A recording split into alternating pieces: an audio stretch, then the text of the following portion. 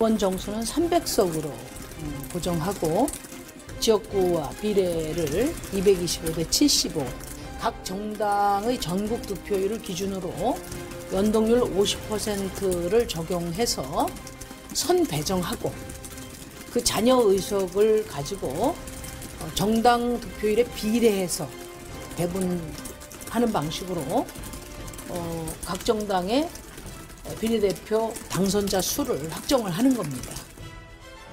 네, 여야 사당이 어제 선거법 개정안 초안을 내놨습니다. 그동안 우여곡절이 많았는데 일단 마라톤 협상 끝에 합의안을 만들긴 한 겁니다. 방금 심상정 국회 정개특위 위원장의 설명 잠깐 들으셨는데요. 이번 선거법 개정안 주요 내용 정리해 보겠습니다. 일단 국회의원 수는 기존과 동일한 300석으로 묶었습니다. 총 의석은 그대로 두고 지역구 의석과 비례대표 의석수를 조정한 겁니다. 지역구 의석은 현행 253석에서 28석이 줄어든 225석이 되고 비례대표 의석은 75석으로 늘어납니다. 투표도 현행 그대로 1인 2표, 지역구 의석 투표와 정당 투표만 하면 됩니다. 여야의 핵심 쟁점이었던 연동형 비례대표제는요, 권역별 연동형 비례대표제로 50%만 반영하기로 했습니다. 무슨 말인고 하니, 자, 예를 들어서 설명을 해보겠습니다. A당이 전국 정당 득표율에서 10%의 지지를 받았는데 이 지역구 의석은 10석을 가져갔습니다. 만약 100% 연동형 비례제라면 A당에게 비례의석 20석을 채워줘야 합니다. 300석의 10%인 30석을 맞춰야 하니까요. 그런데 50% 연동형 비례제는 비례의석 20석이 아닌 그 절반인 10석만 채워주는 겁니다. 이런 식으로 비례의석 75석을 각 당별로 배분을 하고 그래도 의석이 남으면 현행과 같은 정당 전국 득표율 방식으로 또 한 번 배분을 하는 겁니다. 심상정 위원장 설명 조금 더 들어보시죠. 권역별로 우리가 하는 이유가 뭐냐면 그 지역주의 편차를 좀 줄이기 위해서 하는 거잖아요. 준연동형을 적용해서 그 정당의 지지율에 비해서 지역구 의석수가 상대적으로 적은 권역에 비례대표 의석이 더 많이 배분되도록 하는 그런 방식입니다.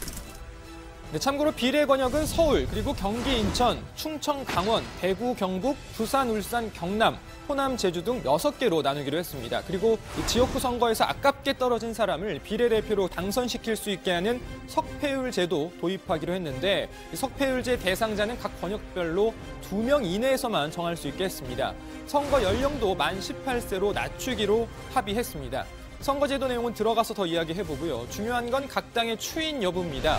지금까지 말씀드린 안은 어디까지나 국회 정개특위 여야 사당 간사회의 등을 통해서 정해진 내용이고 이제 이 안에 대해서 각 당이 당론으로 동의를 해야 하는 겁니다.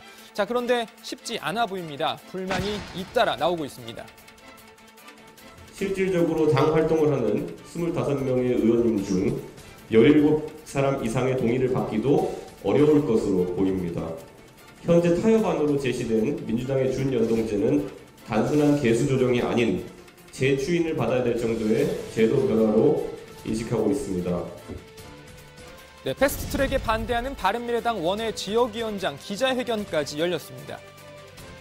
원내 제2당을 배제하고 선거법을 변경하는 것은 이후 새로운 독재의 길을 열어주는 것이므로 우리가 그동안 피땀 흘려 쌓아온 민주주의의 후퇴를 의미하는 것입니다.